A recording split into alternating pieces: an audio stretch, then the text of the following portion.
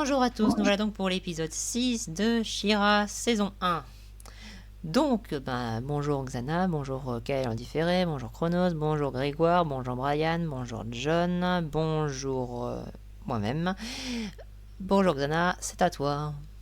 Alors pour l'instant, ce sera un pouce bleu, même si j'ai pas mal hésité avec un pouce vert. Mais je vais rester sur mon premier choix.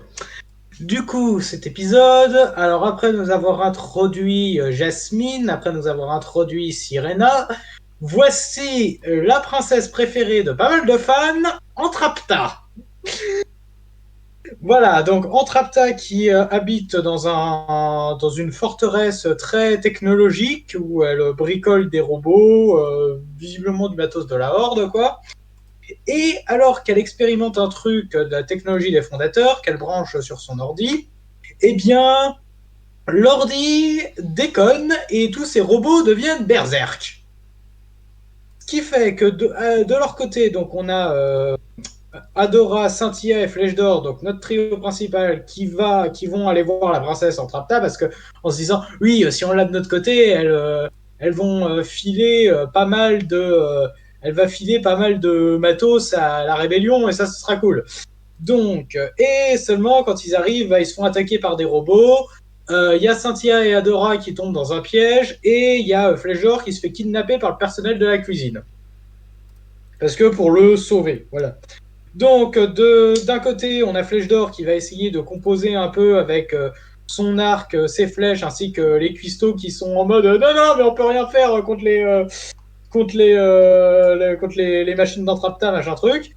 Et pendant ce temps-là, il y a Cynthia et Adora qui vont essayer de se débrouiller dans les couloirs. Ils vont attaquer un espèce de. Il y a un robot qui va essayer de les attaquer. Adora va se faire contaminer par l'espèce de virus des fondateurs. Et ce qui fait qu'elle va devenir un peu à l'ouest. Et c'est là qu'ils vont rencontrer Entrapta. Entrapta qui est très en mode waouh, c'est trop fascinant, comment ça fonctionne et tout, la réaction, tout ça. Ouais, elle est très dans le. Elle n'est pas vraiment dans le, comment les gens vont, comment tout ça. Non, non.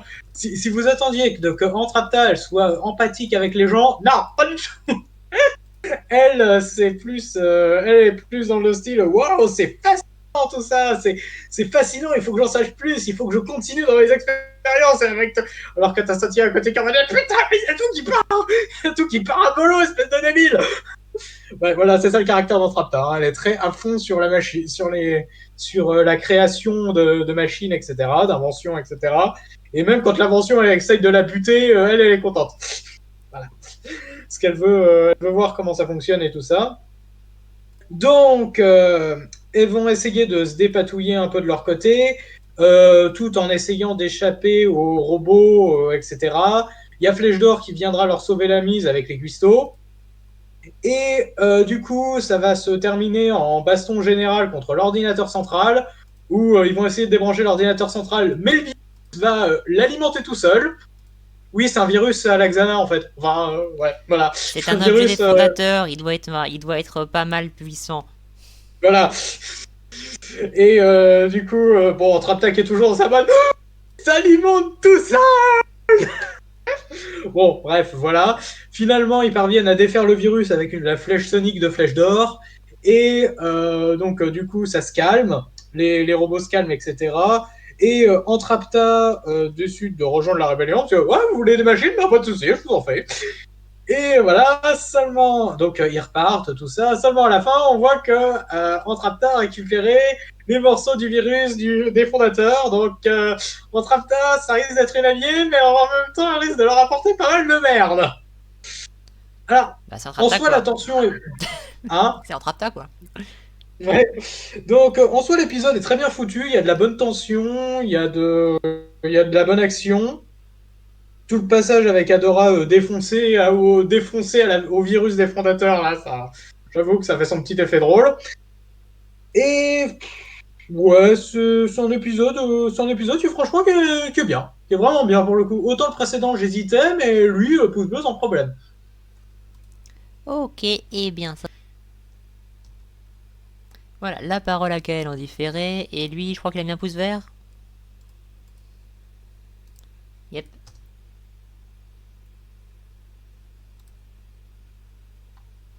Un truc, c'est que cet épisode pouce vert pour l'épisode.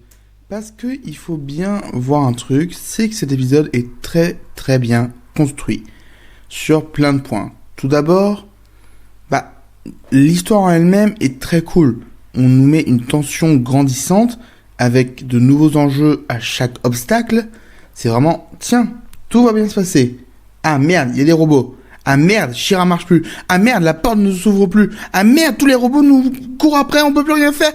Et on a introduit des éléments en amont de l'histoire qui permettent de résoudre. Et c'est cool, honnêtement. Je trouve que c'est l'un des meilleurs épisodes de la saison 1 au niveau de la construction. Au niveau des personnages, je trouve qu'on a une vraie dynamique de groupe entre notre trio principal qui fait vraiment plaisir à voir parce que on n'avait pas vraiment cette vision avant. Là, c'est beaucoup mieux, on a vraiment un groupe de 3 personnes, 3 personnalités qui forment vraiment un groupe d'amis. D'ailleurs, à propos de personnalité, celle de Flèche d'Or s'étoffe un peu, c'est cool. Mais la personnalité qui sort du lot, évidemment, Entrapta. Entrapta est un personnage que j'adore. Elle a une énergie folle, elle a plein de choses pour plaire, même si je trouve que c'est la princesse qui, dans la théorie, est la moins intéressante, dans le sens où les princesses, comme on a vu, donc Cynthia, peut se téléporter. Sirena contrôle l'eau. Celle des plantes contrôle les plantes, évidemment. Donc on se dit, ah, elles ont toutes un petit truc de magie. Elle a les cheveux qui bougent comme elle veut. C'est un peu peu, en fait. On aurait pu s'attendre à plus, mais il faut reconnaître que grâce à sa personnalité, cela compense largement. Donc, pour moi, cet épisode mérite vraiment un pouce vert. Surtout que les petits personnages qu'on voit dans cet épisode, ils sont cool et ils montrent bien comment on est quand on n'est pas de la résistance avec des pommes magiques. Merci à tous d'avoir suivi et à très bientôt. Voilà, c'est dans mon cas Chronos. J'imagine que c'est un pouce vert. Oui, ce sera un pouce vert pour cet épisode. J'aime beaucoup cet épisode, principalement grâce au personnage de Entrapta, qui est ma princesse préférée de la série. J'aime énormément ce personnage. Elle est fun, elle est très énergique. J'aime. Elle a une très bonne personnalité. Très bonne personnalité. Mais après, elle ne va pas plaire à tout le monde et je peux le comprendre.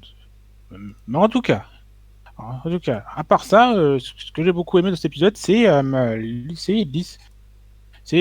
l'histoire, ce que l'épisode va raconter, fonctionne très bien. En particulier, je trouve que l'action est très bien foutue. On a pas mal de moments intenses et on ressent vraiment, on ressent pas mal de la brutalité des combats et tout. Et aussi, il y a quelques moments il y a aussi l'humour qui marche bien, notamment lorsqu'on a Adora qui est complètement bourré lorsque je sais pas pourquoi, mais c'est des moments qui m'ont bien fait rire. Et il y a aussi parmi les personnages que j'aime bien, il y a du coup le trio de pâtissiers du coup qui se forgent une petite personne, qui ont une personnalité qui est plutôt cool et qui aident nos héros à un moment dans l'épisode, et ils ont droit à des scènes d'action plutôt cool.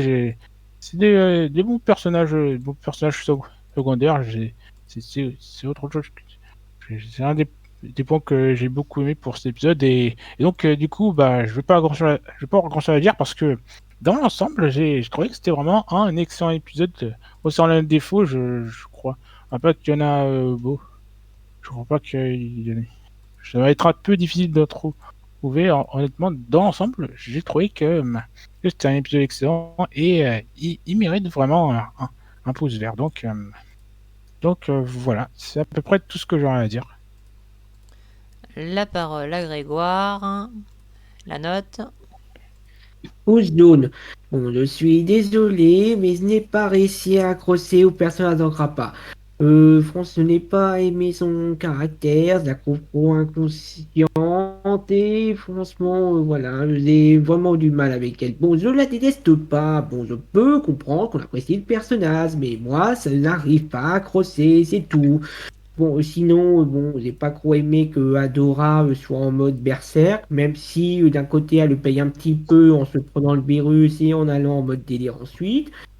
Du autre côté, bon, l'intrigue avec des robots qui se révoltent à cause d'un virus ou non je sais quoi, c'est un peu classique. En revanche, j'ai bien apprécié ce qu'ils ont fait avec Fès d'Or et avec le groupe de pâtissiers, cuisiniers. Ce sont des gens ordinaires, mais Fès d'Or les convainc qu'ils peuvent aussi participer, se battre et tout ça. Et ça, j'ai apprécié.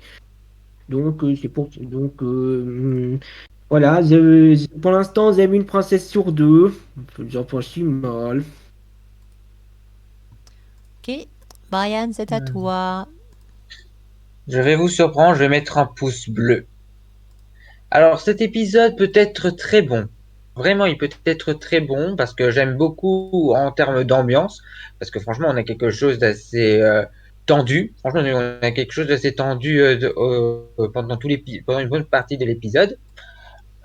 Franchement, je vais parler de la meilleure partie de l'épisode pour moi, la partie concernant Flèche d'Or, parce que pour moi, je pense qu'il est parti pour être mon perso préféré. Non, mais de loin pour moi, parce que honnêtement, ce personnage, je l'aime bien. Depuis le début, c'est quelqu'un de très optimiste, de vraiment. Mais là, ce qu'on essaie de faire, on appuie sur le fait qu'il n'a pas de pouvoir, mais qu'il se contente que des inventions. Et j'aime beaucoup ça.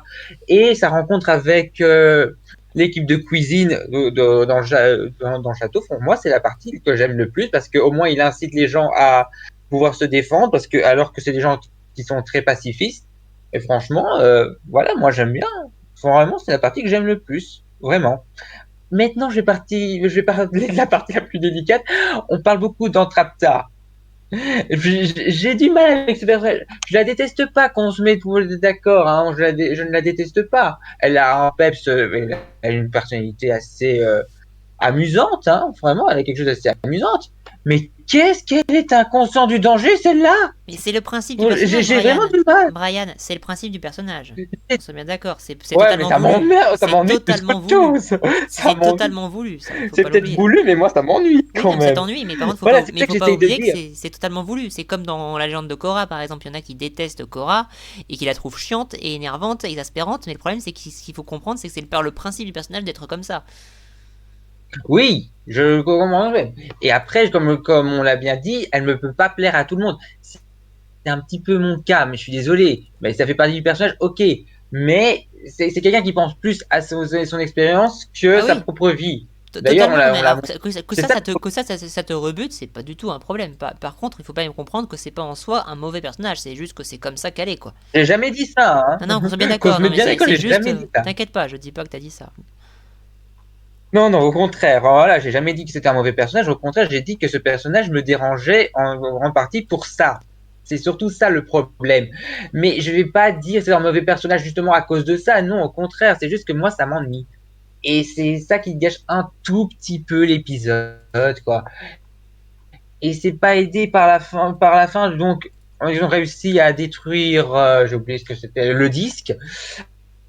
Et maintenant, elle essaye de le réparer. Donc, je sais pas si c'est une bonne ou une mauvaise chose, mais une chose est sûre et certaine, euh, elle, euh, elle veut continuer ses expériences, ça c'est clair. Et c'est un Oui. vrai comme vous autres, mais c'est pas mon cas. Du coup, voilà, moi, c'est ça qui me gâche un petit peu l'épisode, c'est le caractère d'Entrapta. Donc, pour moi, ça ne sera qu'un pouce bleu. Voilà, je laisse la parole au suivant. John, c'est à toi. Je mets un pouce vert à cet épisode. Je l'ai trouvé nickel de façon d'humour, des personnages, de l'ambiance et des scènes d'action. Alors j'ai adoré le personnage Entrapta. Je l'ai trouvé très marrante. Le moment avec Adora Pompette, c'était pas très top et c'est à peu près le seul défaut que je peux dire de cet cet épisode. Sinon, les pâtissiers, je les ai adorés. J'avais tellement pas envie qu'il leur arrive du mal. Et l'épisode est excellent. Du coup, je lui mets un pouce vert. Je passe au suivant. Ok, et bien moi aussi, ce sera un pouce vert. Alors, cet épisode, il nous introduit le personnage d'Entrapta. Alors, le personnage d'Entrapta, bon, ça passe sous sa case, j'imagine. C'est une dingue de technologie. C'est juste une dingue de technologie. Mais quand je dis dingue, c'est dingue. C'est-à-dire qu'elle pensera toujours à son expérience avant tout le reste. Que ce soit le bien fondé de ses actions, que ce soit tout le bordel. Ça c'est Entrapta, c'est le principe même de ce personnage.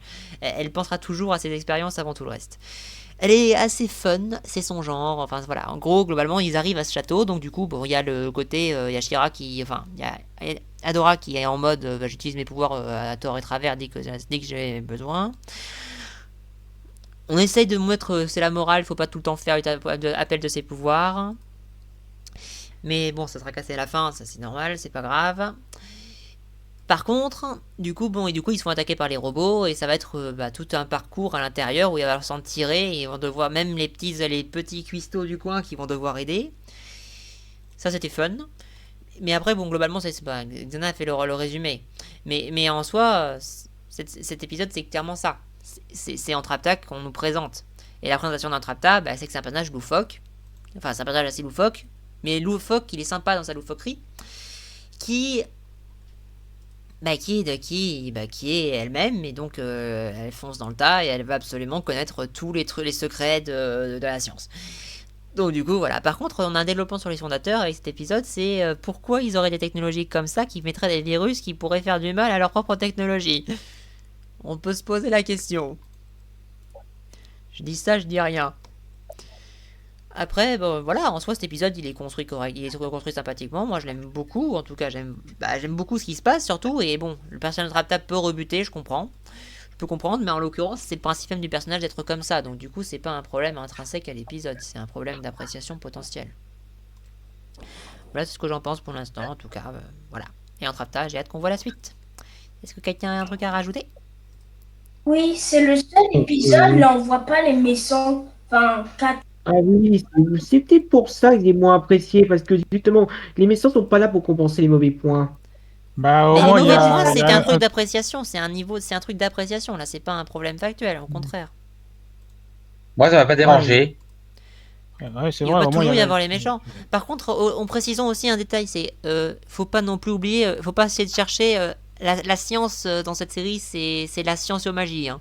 C'est même pas forcément de la. En fait, il y a littéralement un mélange de la science et de la magie. C'est pas que de la technologie. Hein. Faut pas l'oublier. Dans Ouais, l'épisode c'est vrai, d'avant, c'est on avait un bateau qui flottait pas avec sa coque, mais avec son gouvernail. ça Non, se veut il flottait. clairement pas réaliste. Ça hein. existe ce genre de bateau. Ça Ah existe. bon Oui, enfin, Pas avec le Le gouvernail, premier- mais avec la quille. Ouais. tant que la série Ouais, respecte sa propre logique, ce n'est pas important que ça ne soit pas réaliste. Ouais, voilà.